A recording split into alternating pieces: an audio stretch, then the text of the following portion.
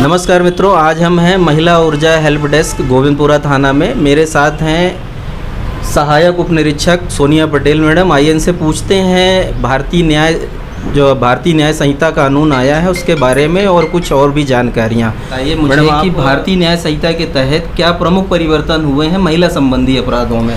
पहले तो क्या था कि हम लोग पहले भी ये करते थे, उसमें महिला संबंधी जो भी रिपोर्ट्स आती थी तो हम सबसे पहले उसमें प्राथमिकता देते हुए वीडियोग्राफी भी करते थे, हर चीज़ करते थे। लेकिन जो नया होता कि पहले जो महिला आती थी तो जो धाराएं होती थी, जैसे कि किसी जो लिविंग में भी रह रही हैं तो उसमें क्या होता था कि उसमें भी हमें रेप केस लगा। और कुछ महिलाएं क्या करती थी कि अपना वो करने के लिए 377 भी या भी बोल देती थी, तो कोई प्रूफ नहीं रहता था। लेकिन हम नहीं लगाते थे तो हम गलत वो हो जाते, तो प्रूफ नहीं रहता था।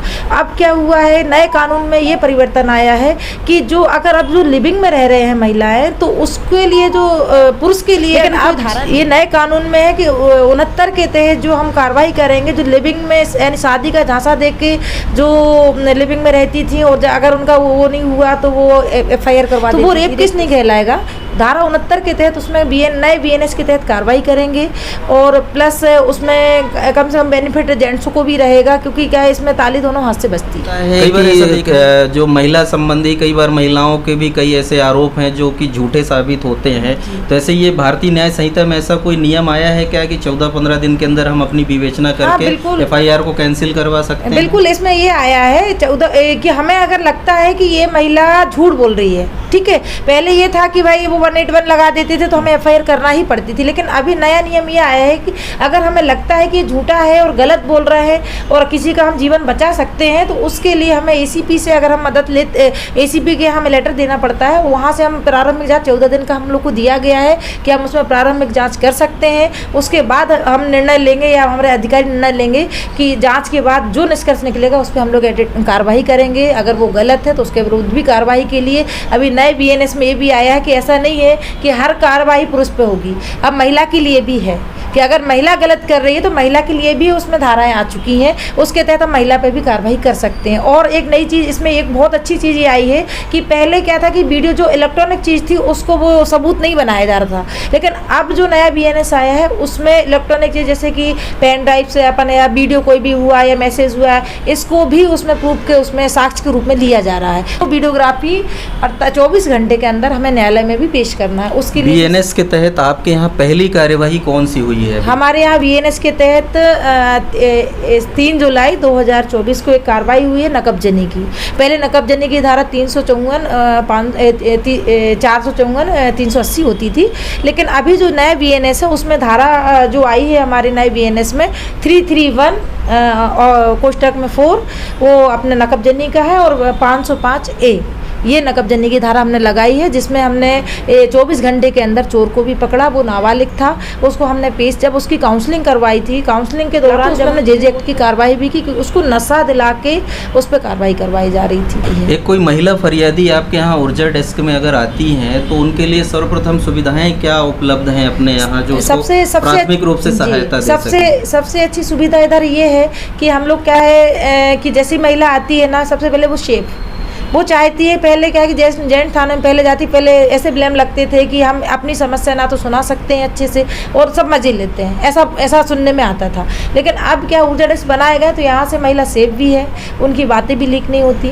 और वो अगर FIR नहीं चाहती है तो हम लोग के यहाँ पहले परामर्श केंद्र भी खुले हुए थे, तो हम लोग क्या ऐसे लगभग हमारे यहाँ डेली के 10-12 केस से संभाग की थी, तो हम इसमें पूरे संभाग को देखते थे। आपके यहाँ महिला परामर्श केंद्र जो बंद कर दिए गए हैं वो दोबारा से शुरू होने चाहिए? बिल्कुल शुरू होना चाहिए, इससे बहुत परिवार हम बचा सकते हैं। और क्योंकि अगर परामर्श नहीं होगा तो छोटी छोटी सी बातों को लेकर जो झगड़ा होता है हम FIR करेंगे, उसमें शासन का और हमारा सभी का समय बर्बाद होगा। और बच्चे जो छोटी सी बातें जो थोड़ी सी नोक-झोंक जो होती है उसमें अगर परामर्श करके घर जुड़ जाए तो हमें उसमें खुशी भी मिलेगी, अपराध भी कम होंगे और घर भी नहीं टूटेगा। महिला संबंधी शिकायतें अपने यहाँ प्रतिदिन लगभग कितनी आ जाती हैं आपके यहाँ, जिसमें हमारे आपको जो यहाँ है संभाग था तो हमारे 10-12 डेली आ जाते थे। हम रेफरल फॉर्म भी आते थे, जैसे अबतपुरी हुआ, पिपलानी हुआ, और यहाँ से भी हमारे यहाँ दिए जाते थे। तो ऐसे हम 10-12 हमारे डेली केसेस आते थे, हमारा रोज परामर्श होता था। अभी आपके कार्यकाल में आपने लगभग कितने मामलों को सुलझाया है जो कि अच्छे कार्य हैं आपके? हाँ, मैंने कम से कम अभी तक 31 बच्चियों का रेस्क्यू प्रदेशों से भाग के आ जाती थी। हमारे यहाँ ISPT है, इंटरनेशनल बस स्टैंड है, और रेलवे स्टेशन भी है यहाँ पे, यानी कि बच्चियाँ आ जाती हैं भाग के जो नहीं बता पा रही हैं, और कोई भी सोशल मीडिया के माध्यम से या कोई भी प्रॉब्लम दे उनको ले आते हैं। तो ऐसे हमने बच्चियों का असली हीरो का एक हम लोगों ने वो भी चलाया था, और हमने अवेयरनेस प्रोग्राम भी चलाया, जनता के साथ मिलकर काम भी किया, जिससे हमारे कितने हमने 20 का किताब भी दिलवाया है। और ऑटो वाले ही नहीं, TC और आपका वकील भी थे उसमें, और हमारे जो शक्ति समिति के सदस्य हैं वो भी, यानी जो भी हमारी हेल्प करता। पहले ऑटो वाले उनको लगता था पब्लिक को कि अगर हम किसी बच्ची को ले आएंगे ऐसी मिल गई तो हो सकता है हम पे केस लगा दें, हो सकता है कि हमें वो परेशान होना पड़े। तो अब नए हमने जो अवेयरनेस प्रोग्राम चलाए हैं जो ऊर्जा डेस्क के माध्यम से, उसमें हमने जो भी जागरूकता तो उसमें सभी जनता हमसे जुड़ी हुई है। हम देखते हैं जैसे नाबालिग बच्ची तो पक्का अपराध कायम होगा, हम लोग देखते हैं तो उसमें क्लियर हो जाता है, संबंधित पुलिस संबंधित उनको बुलवाते हैं, काउंसलिंग करवाते, भिजवाते हैं। लेकिन जब से ये परामर्श केंद्र बंद हुए तब से तो आपको महिलाओं के लिए, आप जो पीड़ित महिलाएं हैं उनके लिए कुछ संदेश आप देना चाहेंगी कि उन्हें क्या करना चाहिए और क्या नहीं करना चाहिए? हम तो ये कहना चाहते हैं कि जो पीड़ित महिलाएं हैं तो उस चीज़ को उनको बिल्कुल दबा के नहीं रखना चाहिए। अगर वो पीड़ित हैं, चाहे वो घरेलू हिंसा से हो, चाहे वो किसी प्रकार से भी हो, हम चाहते आगे बढ़ें और आएँ और हम उनको समस्या का समाधान कर सकें। लेकिन बस हम महिलाओं से ये गुजारिश ज़रूर करना चाहते हैं कि बस झूठे केसों में ना फंसा, ये हम चाहते हैं। और हमारे ऊर्जा डेस्क से जितने भी हमारे पास केस है सब संतुष्ट होके ही गए हैं। अभी तक लगभग हम लोगों ने 500 परिवारों का घर बसाया है, टूटे हुए परिवारों का। Thank you madam. और आप लोगों ने देखा कि हमारे साथ जो हैं ऊर्जा डेस्क प्रभारी मैडम ने बहुत अच्छी जानकारी दी है, और आप लोग भी अपने सुझाव हमें बता सकते हैं कमेंट